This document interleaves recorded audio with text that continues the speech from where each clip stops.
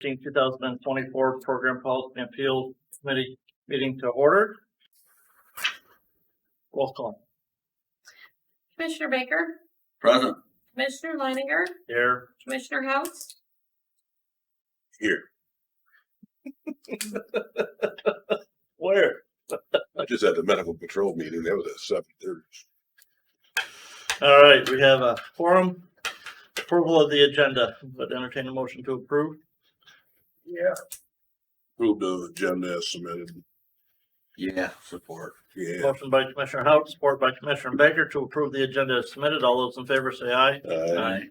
All those opposed, motion carries. Any public comment? None. Unfinished business, Board of Health intergovernmental agreement. It is in the hands of MDHHS. They have sent it to their legal. I asked for an update and have not gotten it yet.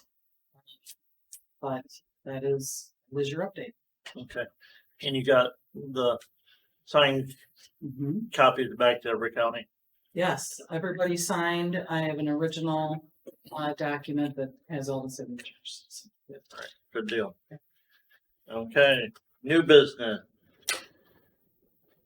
Ms. Sutter, Area Agency on Aging Annual Implementation Plan. Yes, we're so famous for our tongue twisters. So thank you for your time and review of the draft 2025 annual implementation plan. It does not have page numbers intentionally. It will when it goes into the final phase, and I can add page numbers on the table of contents once we're all done.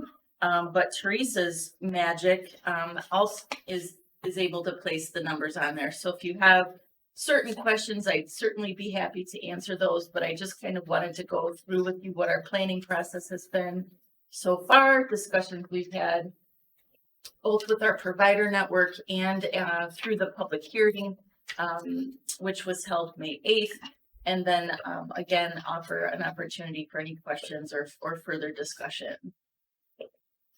Hearing no questions, I can dive right in. We received these instructions from the ACLS Bureau, and usually I see a draft by January. They're out by February or March. So that's when it sort of sparks our planning process. We have to think about what federal and state money will be available for the following year and think about how we may want to change or shift anything that we've outlined and have put in place through the multi-year planning document. So this is an update to that 3-year multi-year document. It's just with new numbers and new targets in the planning budget. There are no proposed new services, with the exception of an existing service standard that was sort of a combined standard that has been sort of chopped up, if you will, and separated at the Bureau level. So there's no substantial change to the definition, but so we've been, cultivating conversation. We've talked at our advisory committee level. You have been updated on our process and our plan.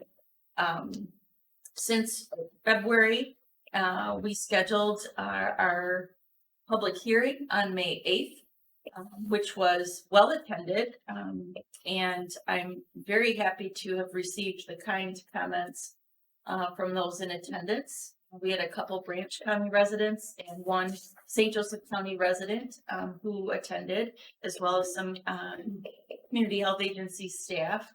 And our field representative, or rather the new title for those that team is regional aging representative from the Bureau, attended. And we intentionally did it on May 8th because she was here for a monitoring visit to observe the Branch Area Transit Authority assessment that day. So it was a lot. It was a very busy day, but we did it intentionally so she could be a part of our public hearing, go on the assessment. We went on a really cool ride. I can't wait to tell the board about it in my report, but it was a great day.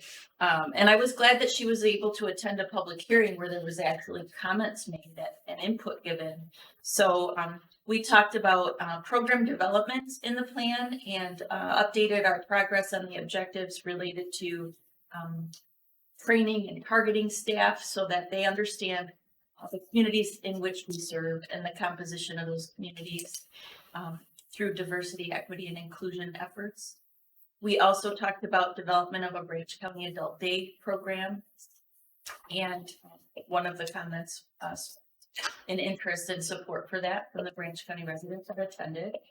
And then we also talk about the language translation service as a component of being sensitive to our communities.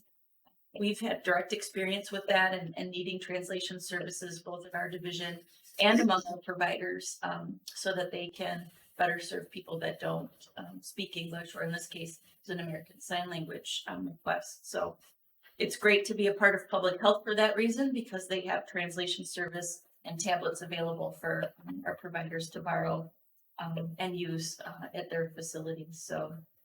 So the program development objectives were updated as well. There are no major changes in any other components of the plan. You know, our community living program is going strong.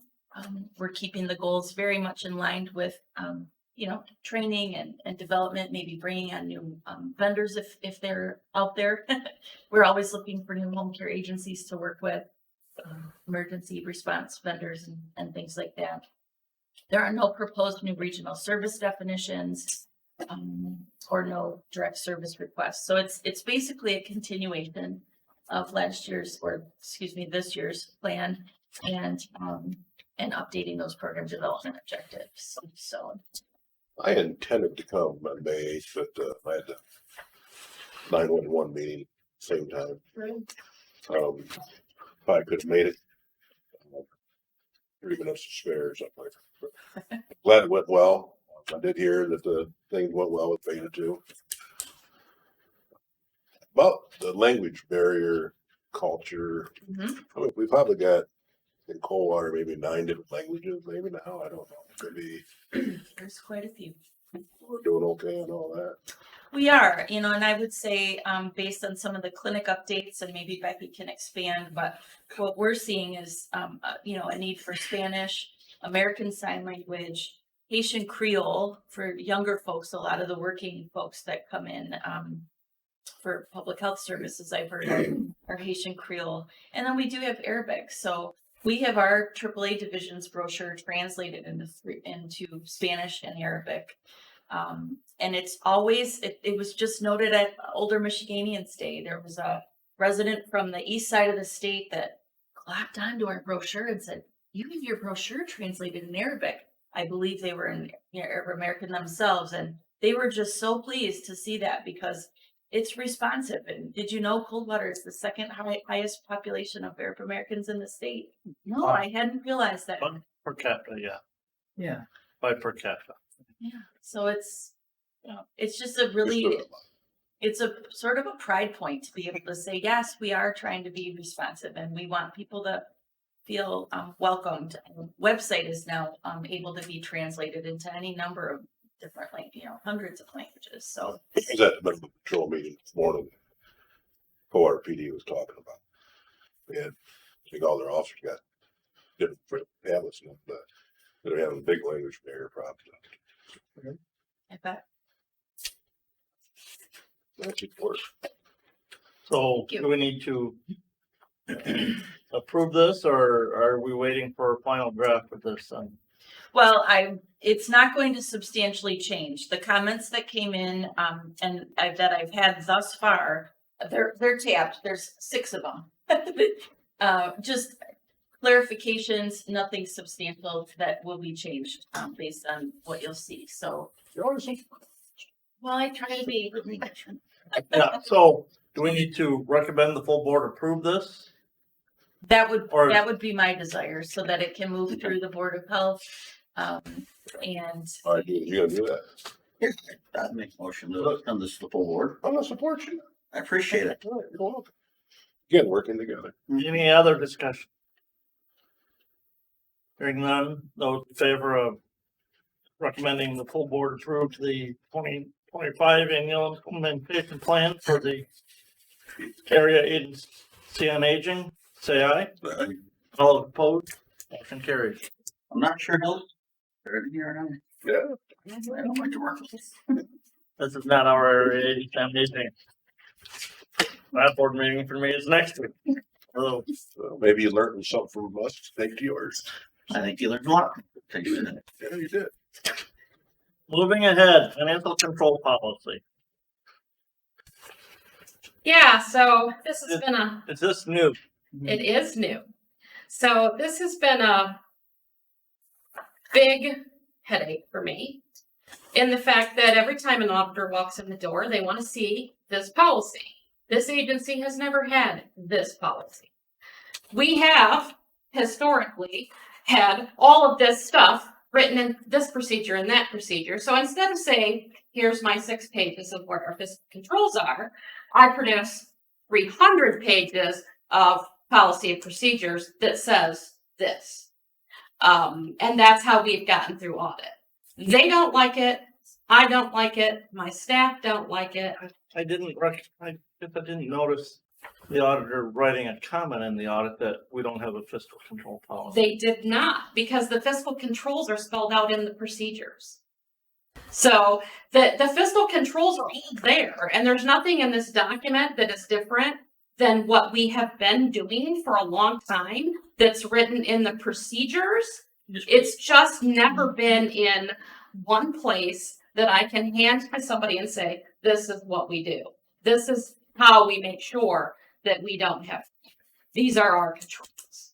They've all been always written only in procedure documents, which makes it very hard to produce them because we have to produce all of the procedures, all of, everything for payroll, everything for accounts payable, everything for purchasing, everything for accounting, and it's hundreds of different procedures. You couldn't just printed this off and handed it to them out of the procedure?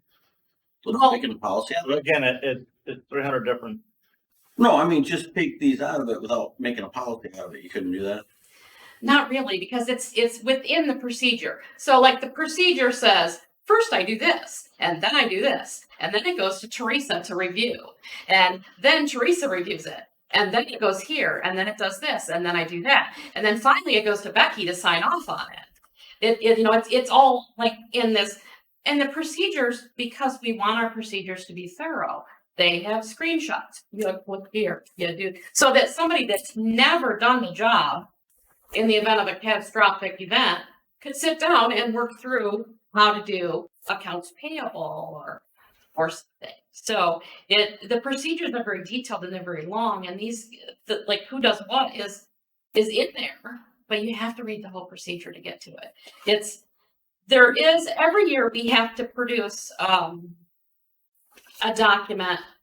Can't think of what the name of it is, but we have to produce this document. It's a fiscal questionnaire that asks us a lot of these questions, and we have to answer them. Who does this and who does that? And one of the questions is, well, who does this and who does that? We have to put the names in there, but it doesn't meet the standard of a policy. It's not a policy. It is a questionnaire, how we answer, how we do it.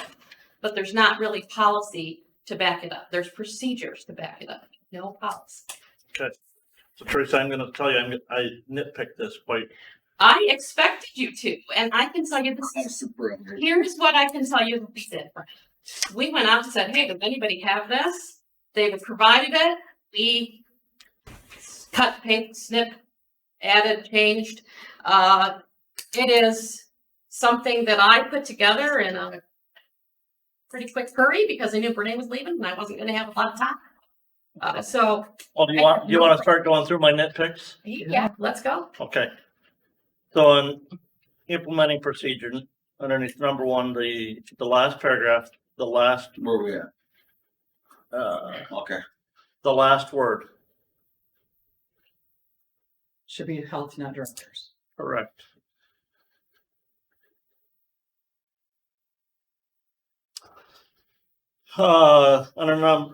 Underneath number 2, division of responsibilities, number 3.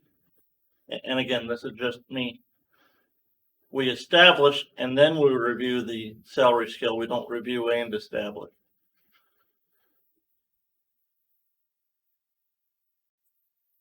Okay. Underneath letter B. health officer signs all issued checks. So it's we only have one signer on checks. There's two. She's the other one. Okay, because I didn't see that responsibility underneath the administrative services. Number 3. It's under 3. Okay, all right. C3. So- What happens if one of you is gone Well, or incapacitated? that's a good question. What we have done in the past, we both have a signature stamp that is kept in the safe here. And either one of us can authorize in writing the use of our signature stamp. So, if, for example, I need to do something when Becky's in the UP, I call her, I'm like, I need you to authorize me to use your signature stamp on XYZ. I email you the information, I send her what she would be signing, she authorizes it, sends it back, we have her signature. That doesn't cover the incapacitated though. No. What do you suggest? Yeah, I was gonna ask the same thing. Cut the chase. I don't know, Well, but we need, whether the chairperson of the Board of Health is added in for those incapacitations, or the chairperson of the Finance Committee. in the past, the accountant also, because before me, the accountant was much more involved. The accountant had signatory privileges, so there were 3. We don't have an accountant right now, but in the past, the accountant did have signatory authority as well. Which would make sense. Some tier daily, other Yeah. tier monthly. I said, we need to, So a third person. yeah, No. 'Cause it needs 2 people stamped, right? needs 2 signatures. Yeah, it Each needs check. 2 signatures. Each check needs 2 signatures. Yeah, we'll check that third person. So do we add something to D, accountant? I would think that made more sense. Chair of either of those boards just because they're here twice a month.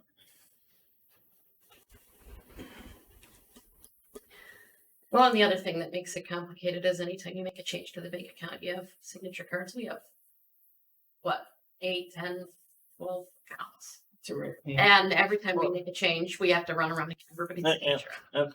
I guess I thought our funds were deposited with county treasurer here in Branch County. They are, Okay, but we have multiple other bank accounts. So we have a bank account for accounts payable. So we write checks. Once we've written those checks, we tell the county, deposit money into our accounts payable account. They deposit the money, and there's just enough money in that account for the checks to clear. Same thing with payroll. There's a payroll account. There's an account for the basic flex spending.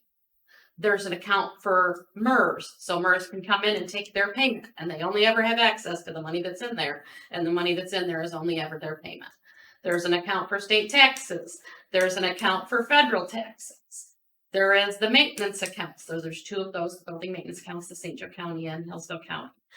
There is the Flagstar Bank account, which there's 2 Flagstar Bank accounts, and that's where all of our direct deposit money comes in from the state.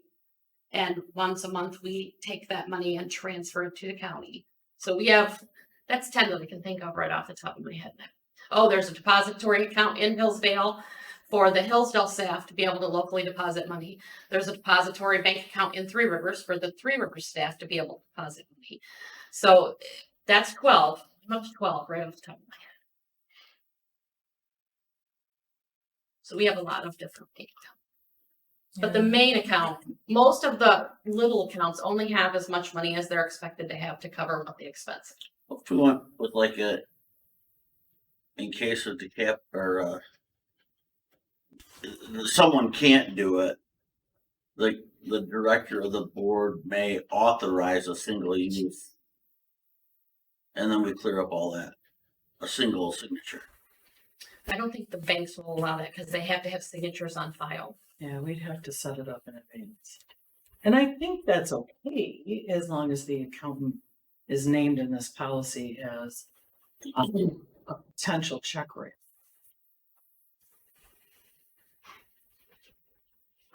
Yeah. That's a, I'm completely fine with adding the account if that's the direction you'd like me to go. I said, we need at least a third person on that. And then again, just, and I know this is a initial draft, but number 3 and 4 on top of second page, just your spacing there on your indentation after number 4. Oh, yeah. Were you bored or something? Huh? Were you bored? No, I appreciate somebody proofreading it. I sent my staff and I got no comments. Except for, it looks good. Yes, we do. Okay. Under Okay. accountant, can we write, is an authorized signer, or is an authorized, In the absence of or something? Yeah. or authorized? Acts as a backup check signer. Brent, one more. Okay. Or the HR specialist, who's that? The HR specialist is a new position that we just They hired. don't know what to do. They give them. Not on financial control. No. Right. Number 2 underneath administrative services director. And Becky, when I reviewed this, I didn't have time. I thought your contract requires you to make sure that a budget is prepared annually. Well, I mean, And again, I said, it's just, I'm concerned that here we say that it's the health officer's responsibility, but here we're saying it's the administrative services director responsibility. And because that's not anywhere underneath the health officer's responsibilities as far as making, the health officer designates, but it's ultimately by your contract, that responsibility falls back to you. I would agree that everything ultimately falls back, right? So, Well, yeah, it comes back to us. well, right? Well, before it gets to you, it gets to me, I think. Yeah. So I don't know, how would you want to word that? I can just move number 2 up and make it number 5 under the health officer, if that's what your pleasure is. And maybe change number 2 to assist the health officer in developing the annual budget. So are we adding a 5 then under health Yes. officer? And are we just moving number 2? No, like I said, we could move number 2 to that, but again, it's the administrative services directors to assist the health officer Right? in implementing and developing an annual budget. Does it even need to be under the administrative service director? It's under her directive that she does it. I mean, under her directive, she does everything she does. You put it in writing. It's in black and white. That way, if somebody can't fall back and say, well, that's not my responsibility, it's the health officer's. I'll move 2 to 5 and add or update 2 and if it was Okay. Underneath chart of accounts and general ledgers. The top of this next page.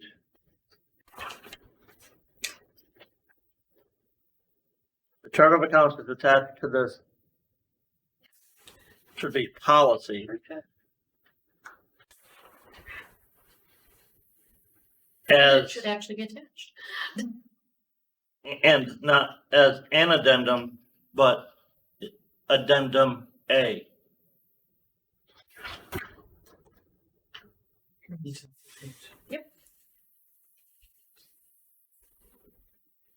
And I'll say why addendum A in a minute. We'll get to that. Because then when we get underneath cash receipts and I question whether we should say cash receipts or just fund receipts. Because the last sentence in that says the principal steps in cash receipts process are detailed in the agency's collection of money policy. should that policy be attached as addendum B? Yeah.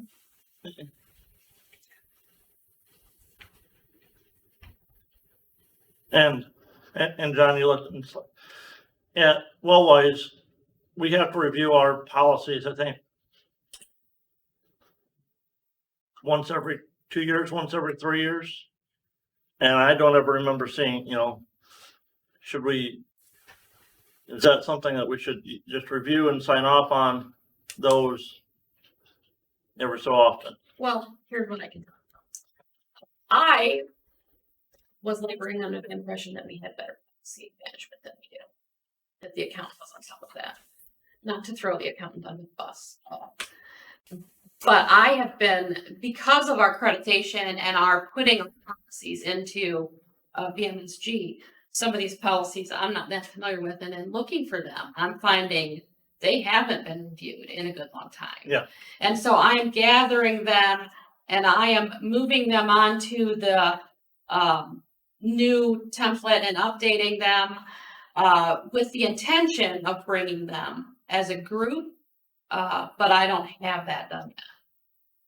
And that's been significantly delayed now that I'm doing the accounts. So this does say that we're gonna review things annually on the first page. And what that means to me is that, once it's loaded in our VMSG software that I love so much, it will turn red as soon as it gets a year's worth. So what would happen is we would review it administratively annually. If there's no change to what it says, then we wouldn't bring it forward. If we would need to change it, then we would bring it forward. And I can't find, yeah. But I don't, but as a Board of Health member, I don't know if I've ever seen or reviewed or seen that policy. And it's our job to establish the policy for the agency. Right. Well, and what I think, learned going back through stuff, I don't think this board has ever really acted in that capacity.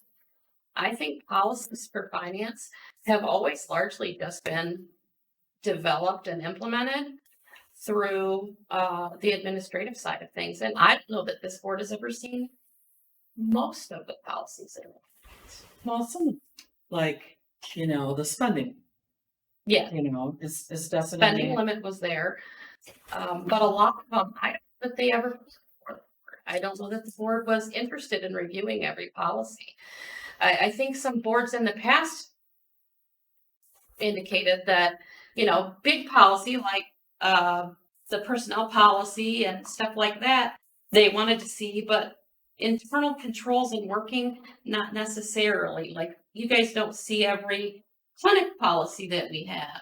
I mean, there's literally thousands of policies we have, and I think boards in the past have taken the stand that they don't need to see that's why they hire the help. Last question, if we needed another policy. I mean, Well, I don't care what you want to do. I would say I'm of the opinion that we're the elected individuals. And unfortunately today, and too much government, you're not gonna like my terminology, may not like my terminology on this. Too many times the elected individuals just let the bureaucratic appointees make the policy, and to me, it's our responsibility as the elected officials to set the policy. Said it, yes. So I would simply just say, these policies are not new, they're very old. And we don't Yeah. really know if they were ever reviewed by And- our policy board in the past. Yeah, So we can certainly bring those to you. coming back sometime to, soon. coming back to number 11 underneath Administrator Services Director. Sorry, on page 2, I forgot this one.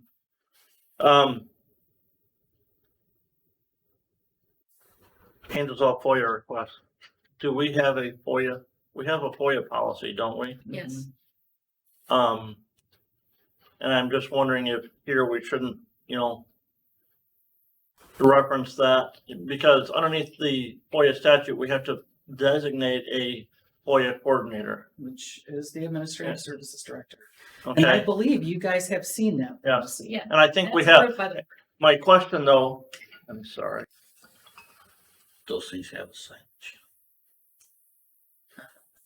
Is there a policy on answering phones in meetings? We should write one. Well, okay, so on that, because you're the FOIA coordinator, I wonder if that shouldn't just say serves as FOIA coordinator for the agency. Right. Say that again.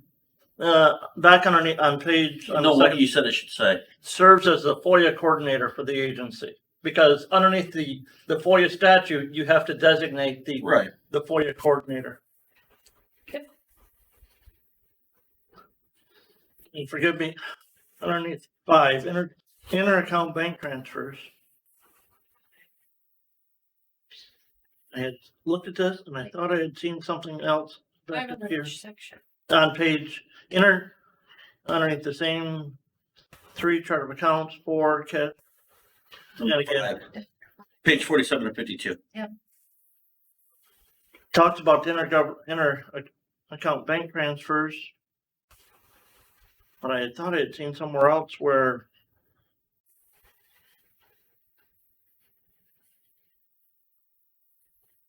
I thought what it was saying.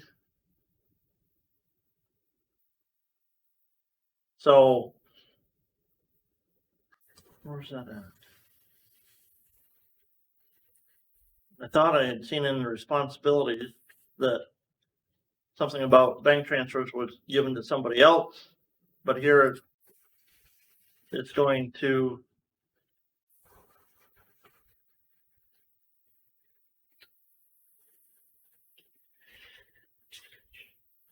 then I can't find it right now.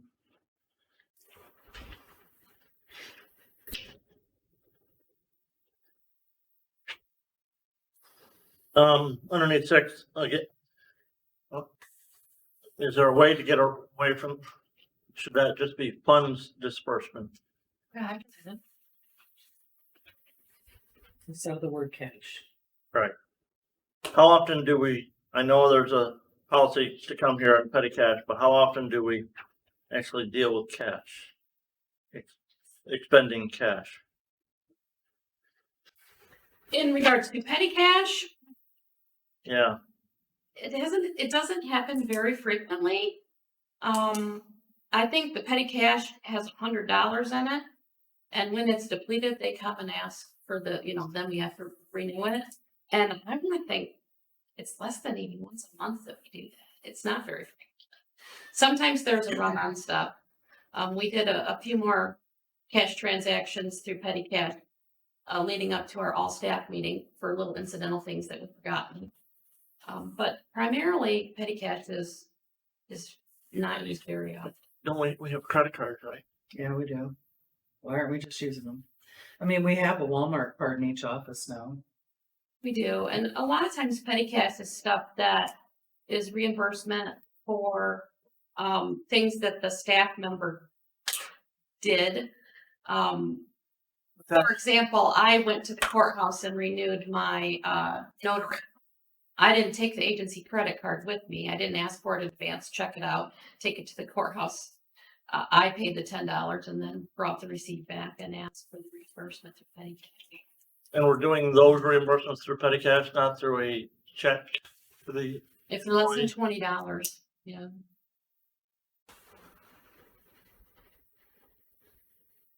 It's not.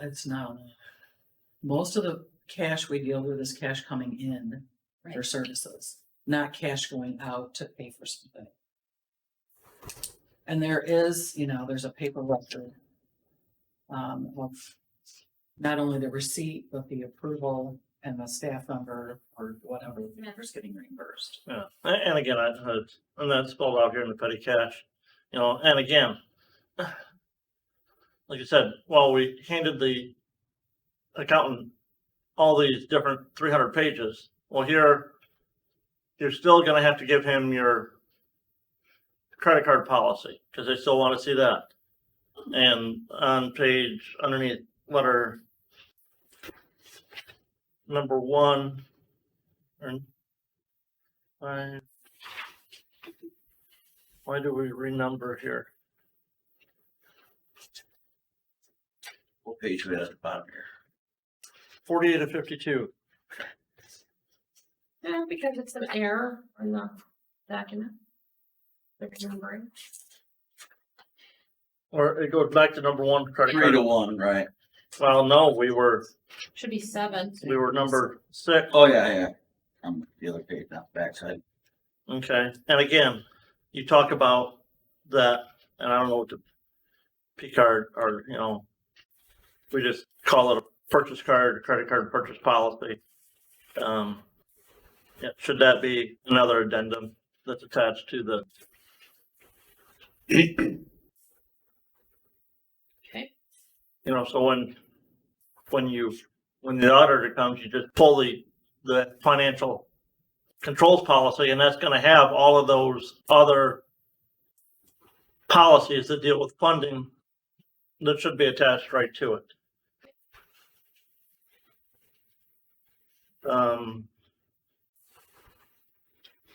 And then the same thing underneath petty cash fund. If that policy should be attached as well.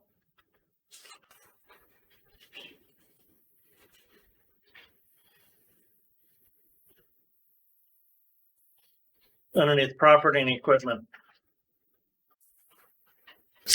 you spell out here, Teresa, the depreciation length on items. Don't we use the IRS standard depreciation lifetime for those items? Or industry standard depreciation schedules? Do not know if what we're doing is the industry standard or not. This is what we're doing. Or They did not it said, compare. or IRS standard for depreciation. I can And look that up. I just wonder, if we need to spell it out here, if we just say, we're going to use the, Whatever standard. right. Yeah.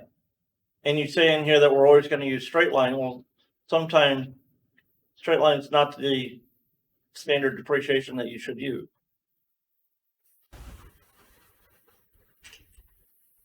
And you don't talk about real estate, or you talk about leasehold improvements. But should the agency ever own a building, I don't think we can in the building. I don't think that's really clear, Teresa. we did own a building. Well, I mean, we were the responsible party. we're still, but it's, just a thought that if we just say we're gonna use the IRS standard, then you don't have to change it if something changes in that standard. I would. It's easier for me.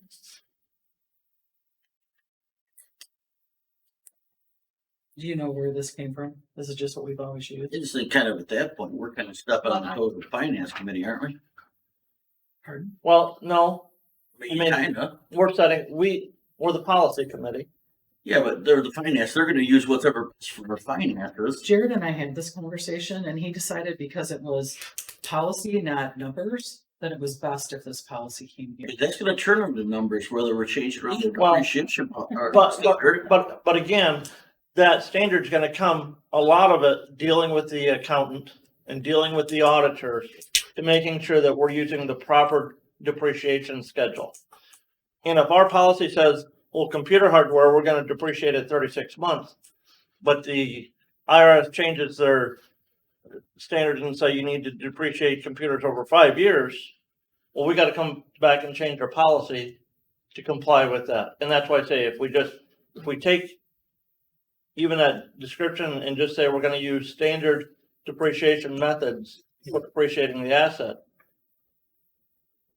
Because those can change from year to year.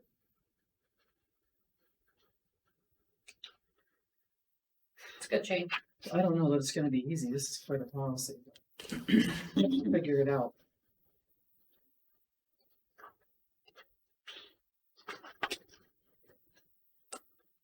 Financial controls policy, why do we talk about other than personnel record? Here, where, and I'm just and see some of the things that are needed there for the payroll and things, but why? Could be more of an HR policy maybe. I think she was trying to put everything under her umbrella in one document. Yeah.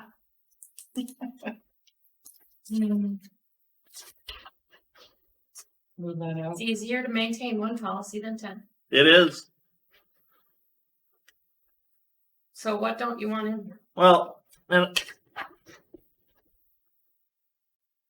that I can see partly the reason for it to be there because we're, this policy also deals with payroll and, time sheets and stuff. So you need that information to have access to that. Well, and this also covers the separation of duties on who does what. Yeah. Which is one of the reasons I put it in there. Because in a separations of duties policy, you want this in there.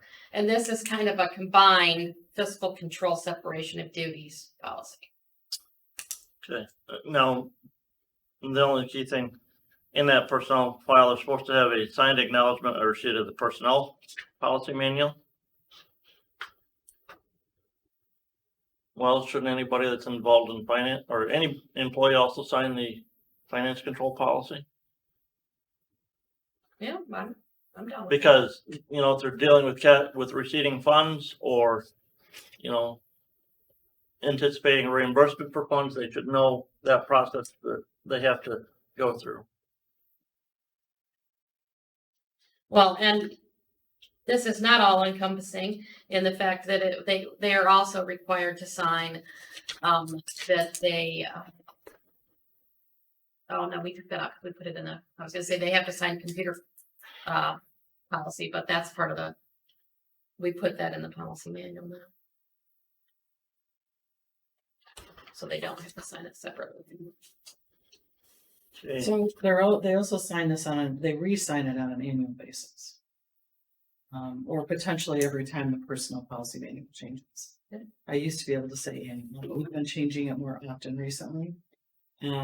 So is that clear to you, or do you want it to say, signed confidential or signed acknowledgement, at every change of the manual, or, Well, yeah, I mean, if you're changing it, we need a revised, and we have them, re-sign that they received an updated copy yeah, after you guys have looked and approved it. So, the same thing with confidentiality agreement, those are signed annually or re-signed.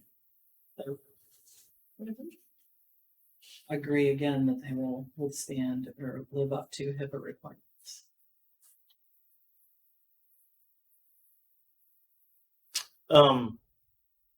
Underneath payroll processing, underneath financial support specialist, number 9 says they're to prepare all W-2s. I didn't see anywhere in here whose responsibility it is for contractors, subcontractors, whose responsibility it is to prepare the 1099s. Oh, it would be the fiscal support specialist. But that's not underneath payroll. That's got to be somewhere underneath,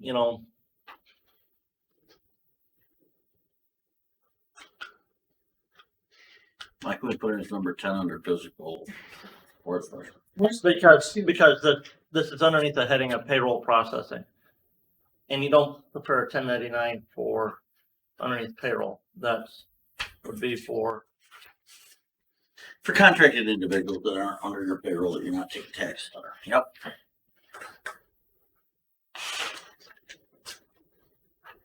Yeah, there's not a section here for accounts payable, which would be where 1099s would be. So that needs to be added. And W-2s, I don't think they're in here. It is under number 9 It is on, okay. on the next page. it's on, very top. it's on page 51 and 52. But there's there's the whole section But- on payroll processing. But again, you're underneath payroll But there is processing. not a section about accounts payable that needs to Right. be, there's a whole section missing here. Because accounts payable is not addressed here. Which is where 1099s would fall, along with, doing all the accounts. So we need to add a section. And, But do we to cover what they would for the pay? For the audit? Do we need that added? I mean, I Yes. thought that was the whole purpose of doing it, was to minimize what you had to do. It does need to be in there because this document doesn't indicate how we're doing accounts payable. And the other key thing is you need to make sure you have a W-4. So, No. Not, which one? W-2 is the end of, yeah, W4 is the one is for a new hire. on the top of page W- 50. But what's the form when you're a subcontractor you have to fill out before they can pay you? Is it W9? No, Oh, it's 1099. No. but It's a W9. Yeah, it's a W9. W9. It's the W9. Yep. Fill it all the time. Yep. you need to make sure, but, and again, spell out that we have a completed W-9 before any payments issued to any, we also collect their liability insurance. Well, the W9 covers liability insurance and your tax identification number. Yeah, it is missing the accounts payable section.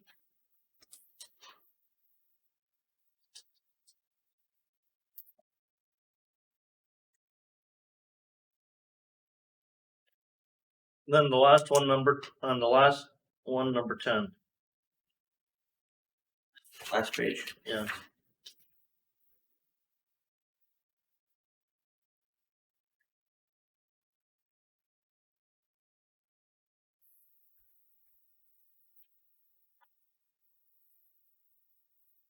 Just a question here, should the Board of Health be spelled out as at times having access to that information?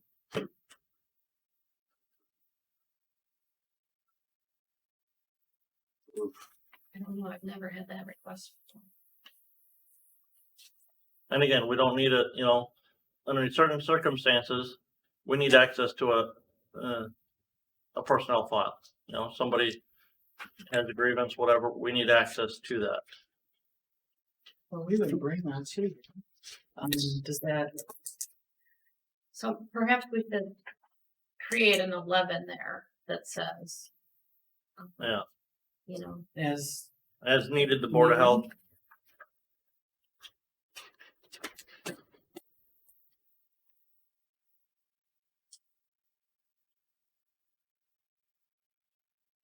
so, as needed, the Board of Health may review personnel records. Well, it's not just personnel because you're also talking about accounting. I would think it's more Records the there. accounting and personnel that Yeah. you're leaning towards. if there's concern about fraud or embezzlement or something. I mean, I just soon stay as far away from the personal records as possible. I'm with it. Yeah. So, as needed, the Board of Health may, We'll have access to the accounting record that's needed, Accounting and person. yeah, I put accounting and personnel record. And I put may review accounting and personnel. So, you want us to clean this up Yep, and then bring it back next month Sure. yes, for this group? yes, please. Okay, that's what I expected. And go ahead and attach all the, said anytime, to me, anytime in this policy, you reference another policy, that should be added as the next addendum to this policy. Got it. Makes sense.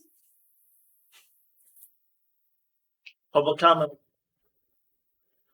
I'll entertain a motion to adjourn. St. Joe leading the way. Can we adjourn? I'll support you. All right, all those in favor? Aye.